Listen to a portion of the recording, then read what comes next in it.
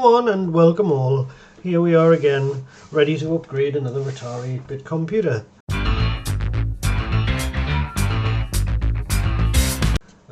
There's a nice little letter attached with this 800XL. I won't show the name of the person, but please find one Atari 800XL. Can you please carry out the mods as discussed, which I'll get into in a minute. For the basic ROMs, can you install Turbo Basic XL 1.5? That's going to be problematic. Unfortunately, we can't put Turbo Basic into an Ultimate 1MB ROM slot, but we'll find some way around it. An Atari Basic C.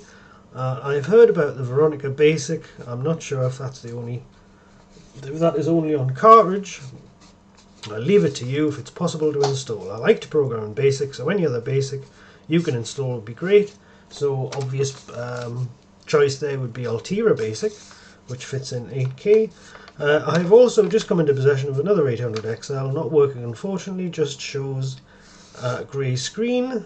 And also an Atari VCS. I don't have any old TV to test it on, so I cannot tell if it's working. Any advice on further testing would be greatly appreciated.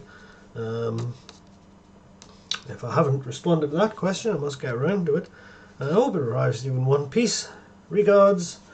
And there we are. So it has arrived in one piece, and of course I'm going to do the sensible thing and make sure it works before we proceed. So let's turn it on. And work it does, and we get the grey screen, which is exactly what you'd expect since it doesn't have the chroma connected on the video port. So what good things do we have to put in this machine? Well, we have got an interesting array of stuff. We've got Ultimate 1MB, more or less a de facto routine install. There's two Sophias in here, so I must make sure I've got the correct one. But DVI Sophia is going to go in, so that's going to give you DVI video output on the back. Of course I have to mount this little connector here, which I've done before. I believe I've done that in a previous video. This connector is for the other Sophia board, I think. So there's our Ultimate 1MB and Sophia. And in this box we have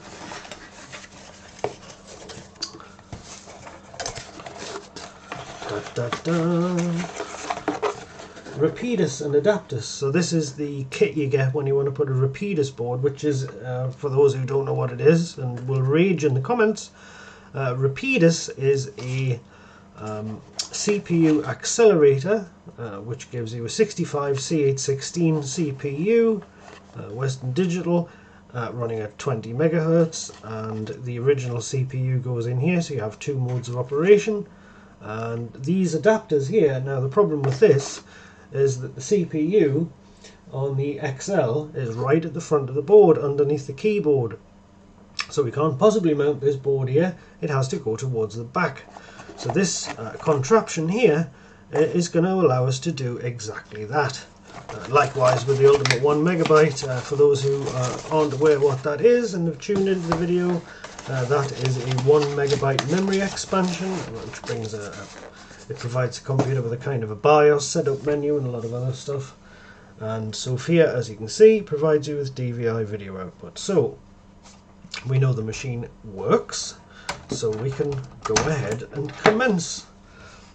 I've already taken the screws out of the case, so we can lift that away without any problem at all. Pop it in the little shelf here on the new desk. The new desk, which is a replica of the old desk, but I liked it so much I bought another one. So this is the new desk here. It is identical. It is from Argos. The other desk was pretty badly chewed up on the front and looked quite awful, so I bought another one anyway.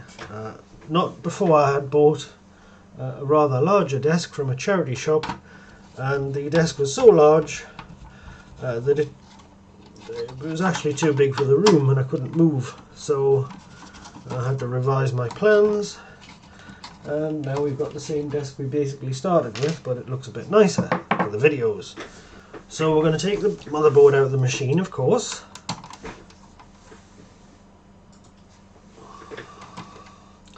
Put the screws safely to one side.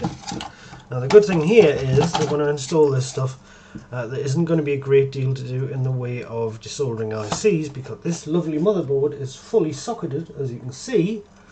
That's not to say that I'm going to leave these sockets in place. I will be replacing some of the sockets because we want nice machined or turned rather sockets rather than these tin plate. I think they're double wipe. Are they double wipe? Sockets. So I'm going to try and be careful to keep the board within the confines of the silicon mat this time around. I didn't do that with the old desk. Alright, so I think the first job we're going to do here is we will do a dry run of exactly how we're going to put this Ultimate 1MB and Rapidus in. So these two upgrades, really, they're kind of going to go in at the same time because they're sort of codependent. We've got, let's see what we've got here. Yeah, we'll do a dry run and sort of show you where things are going to go. We leave the video upgrade until last, I think. It's probably a prudent thing to do. We don't want to overcomplicate the situation. So let's get all our bits and pieces out here. So if you want to install Rapidus in a 800XL, the adapters board is what you need, and now the adapters board plugs in here into the OS-ROM socket. Okay, the CPU moves from here to here. So not only does the CPU in this case move from the front of the board to the rear, but the Rapidus board moves from the front to the rear, so we can actually clip this in here. So we'll pop the OS-ROM chip out of its socket so we can actually more or less assemble things and give you an idea how things are going to look. So this adapter's got a socket on the bottom, which I will use. I will solder this one in because they're much nicer than the sockets that come out of the factory. So that's going to sit here. Plug that in. Okay, so that's actually basically fitted. So you can see that's going to sit right at the top corner. It's going to right nice out of the way of the back of the keyboard on this machine. So that all looks nice. And of course the CPU, which is this chip here, that's going to come out. That's going to go in here.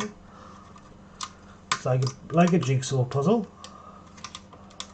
It's kind of like building a PC, really, isn't it? It's so modular. Right, so CPU's moved to the back. Now, CPU, of course, it's going to connect to this satellite board, if you like, which is actually in the CPU socket. So what's happening here? Let's think about it. A lot of the signals needed by the CPU are already on the OS-ROM socket. So the address bus, etc. All 15 address lines are on the OS-ROM socket.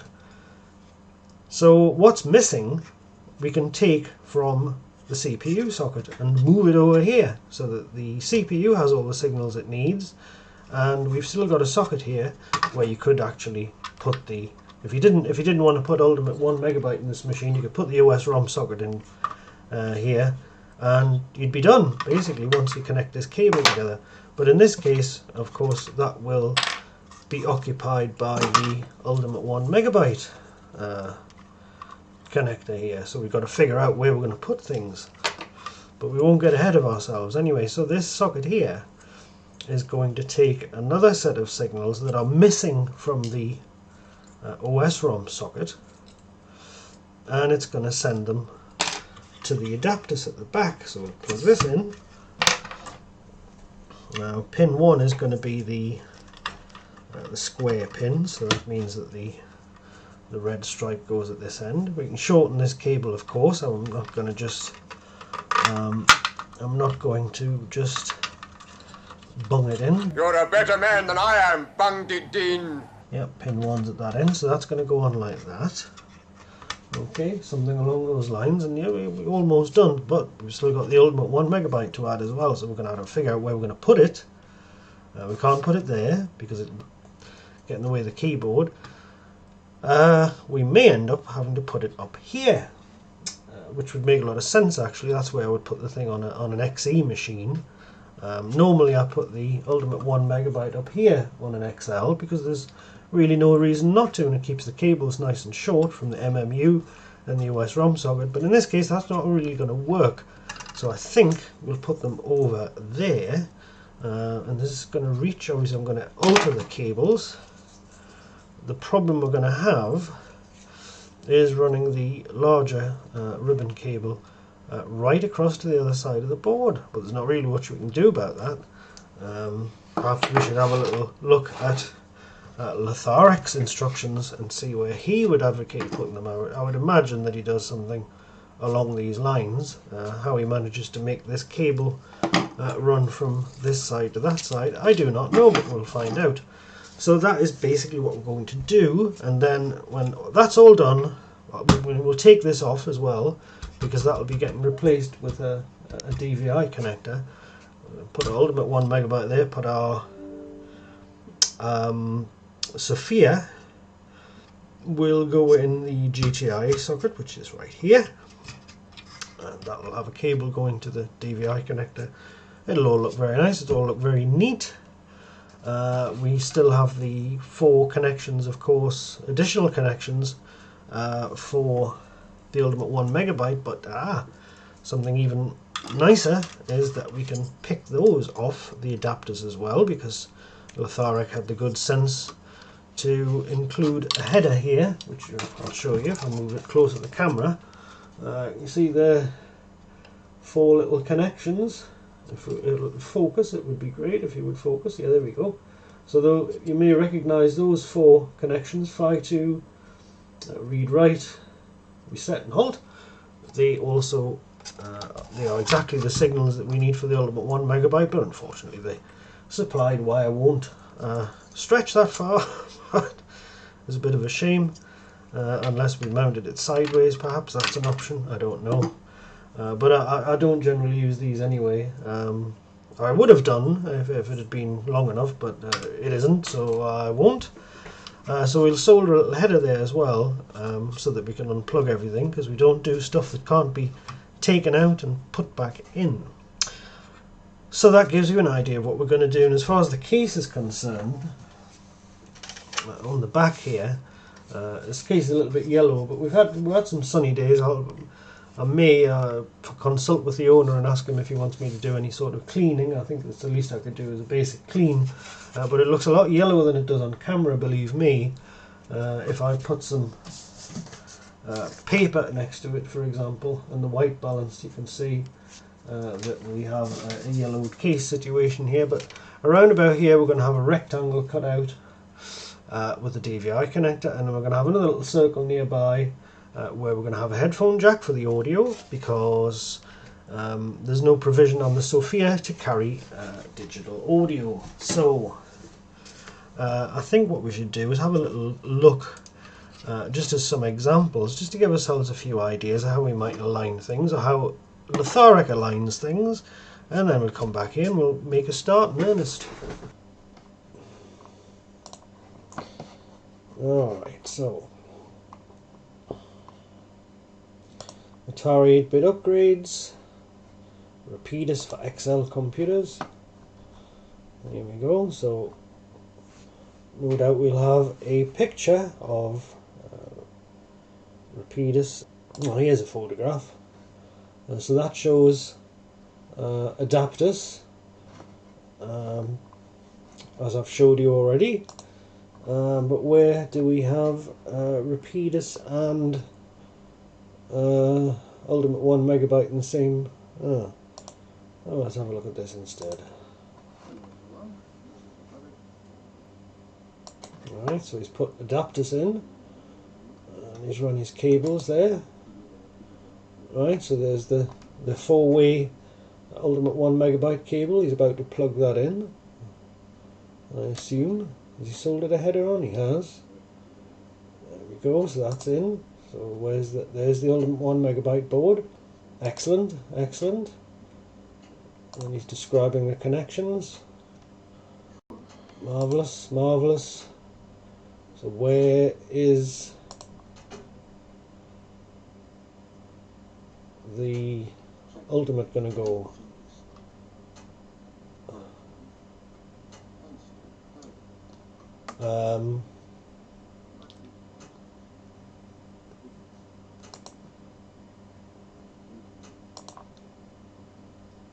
Right. Alright, so I had a look at the video that I made a couple of years ago where I installed exactly the same things that I'm going to put in this machine. I'll leave a link to this video as well. And you can see here, if we skip ahead, that it looks like I've made an extra long cable because it's somewhat longer than the one provided, and I am indeed going to put the Ultimate 1MB at the far other side of the it's not, yes, I see what I've done there. So we've mounted it just right there and made an extra long cable for all this stuff as well. So yes, I have in fact made enormously long ribbon cables that are stretching the entire width of the motherboard. But yes, that's it. I'll finally get a good reference. Maybe Latharak should link this video into his product page, because it actually shows the Ultimate 1MB bolted into the machine instead of just hanging off the cables. Alright, so I think one of the first things we might as well do is remove this awful RF modulator off the board. Okay, so the little FX951's decided to switch on without buzzing like hell the whole time it's heating up, and there we go, beep, it's up to temperature. So let's see about getting rid of this thing. And normally with the older iron I used to use a bigger tip, but this thing's got such good heat delivery I probably won't need to. So I just heat the lugs here and then basically kind of gradually prise them away from the board, which kind of works.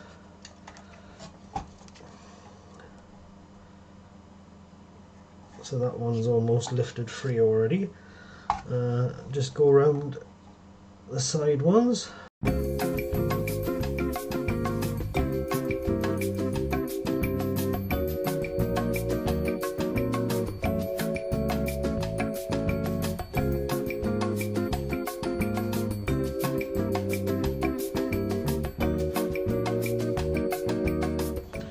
Right, we're out.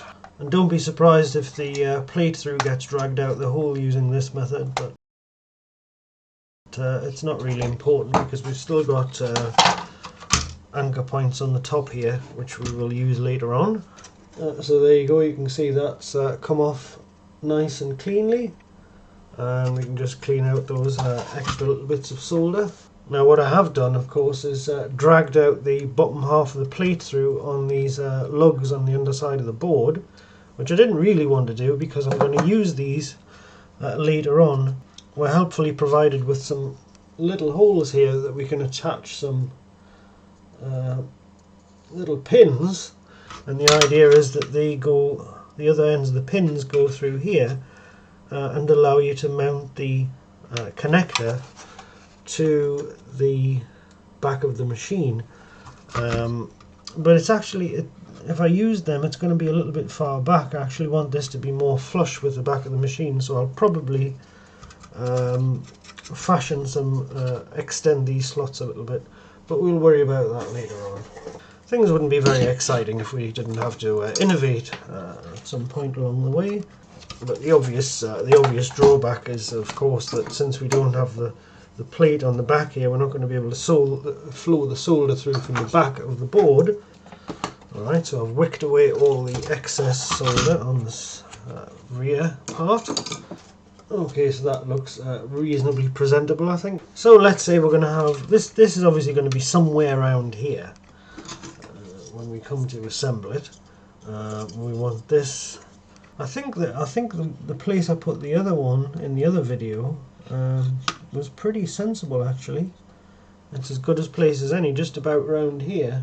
And this is going to have to be very, very low indeed, it really is, because we don't want to we don't really want to go much higher than that existing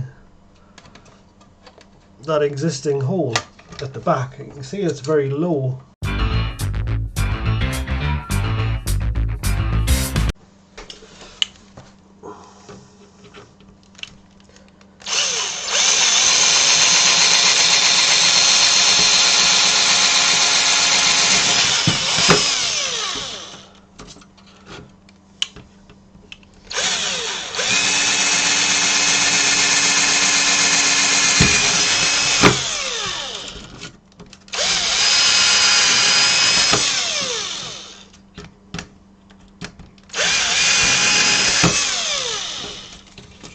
So I'm going to chamfer those holes off a little bit. That's them there, because they've got burrs on the back.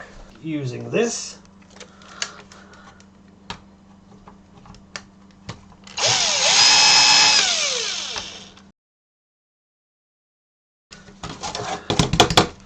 There we go. I think that looks quite acceptable on front and back.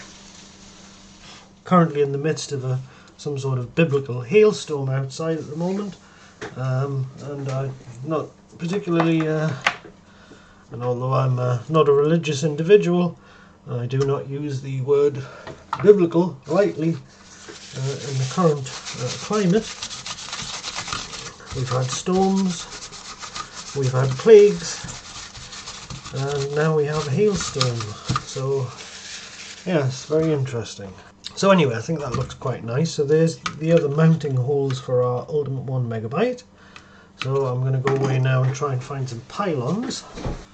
Let's see if in any of the boxes Lathara helpfully provided us with some bits and pieces. Oh my god, hang on. Oh, this is unprecedented. 2 sets of screws and standoffs. Jesus Christ almighty. This is unbelievable. Actually 2. Jesus, are you okay, man? What the hell happened? Alright then, well, that's good. So all we're missing now is some washers, which I've got, fortunately. So I don't think the standoffs need to be quite this long. But I mean, I could use these ones anyway. It wouldn't really be a problem. Yeah, this is going to be too tall with these in, so I'm going to use these ones. You see, to try to actually cover every eventuality of every possible machine, because I ordered some, as I say, I ordered some standoffs the other day, but to cover all eventualities, you have to keep, particularly with the screws. I mean, with these, the standoffs, you can kind of shorten them. But with the screws it's not quite so easy, so we'll just pop this on here. We're going to have a bit of spare screw sticking out the top, but we won't let that bother us too much at the moment. But I don't think that this needs to be any, oh no, this definitely doesn't need to be any higher than that. There's bags of clearance underneath there for the DVI connector, which is just going to sit around about there, you see. Okay, so it looks like I more or less ordered the right stuff from eBay the other day. So really, once I start to fabricate these cables, I want the OS-ROM cable, after it's gone through the strain relief, I wanted to come out on the inside here, so in completely opposite direction. Then it's going to bend round here, it's going to bend round here, and it's got to go all the way along to here on the other side of the board. So I'm going to have to remake this one. The MMU cable, that's coming out the wrong way as well. I want that to come out the inside. Really. Oh god. So yeah, I'm gonna have to remake both cables because neither of them are long enough, unfortunately. So we want an MMU cable that is a good deal longer than this one. So I'm gonna cut it about there. I'm gonna have to take this off anyway, so I'm just gonna fiddle around with it and see what I can do. So I'm gonna make sure the orientation, the pin numbers is correct. So I've just reversed this cable basically so that it comes out of the front of the MMU connector rather than the back. Alright. God, this cable management business is such a pain in the ass. So I finally found the little thing I use when I make these, when I clamp these little things together.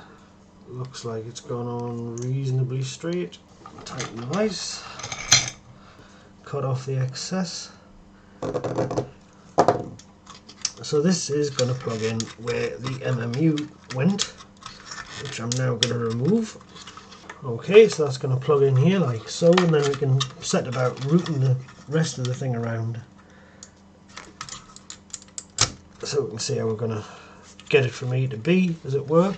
Alright, so if we run this cable along here like so, turn it like that, and turn it like that, and then turn it like that, that's going to be absolutely perfect. I made this just long enough as well. Oh, this is such a complete bitch to get straight, it really is. I'm just going to have to hope for the best. I kind of don't want to put the strain relief clip in until I know that it works, but it's going to be a while until I know when it works. So anyway, so that's going to bend like that, and it's going to bend like that, and like so, and like so, and like so, and plug in here like so. So that's basically our cable. So once I know that this actually works, I'll pop this strain relief clip in the top. So we're going to salvage the hardening connector again, because not that I don't have a stock of spares, but you know, these things are basically the these things are basically the toilet paper of the Atari upgrade world. So we need to hang on to them and use them wisely. Now we're really chewing through the ribbon cable here, like that, nice and neat. That's it. That's in. Okay, so we go along here like so. So the red stripe would be at the left, and we're going to go along so like so. So red stripe at the left, red stripe at the front, red stripe at the back. Okay, so I think that's going to do it. It's just long enough. I've got a limited supply of ribbon cable now, so I didn't really want to make it again. But hopefully that works anyway. So that's basically our ribbon cables all sorted now. So and just the other ribbon cable that's got to go on is this one here, and that's got to flip that way. And of course I'll shorten this one as well, or do whatever needs to be done to get it to look nice. So yeah, we're kind of a fair way towards getting the thing basically installed. So I think in the second part we will do the rest of the connections. Hopefully maybe I'll have some shorter screws by that point, and then we'll put the Sophia in, and I'll show you the case modification for the DVI connector, and then we can fire the whole thing up and give it a try. In fact, I'll test it before we even go near the Sophia board. I would be able to test it now, of course, were it not for the fact that this goddamn cable's too short, but what can you do, eh?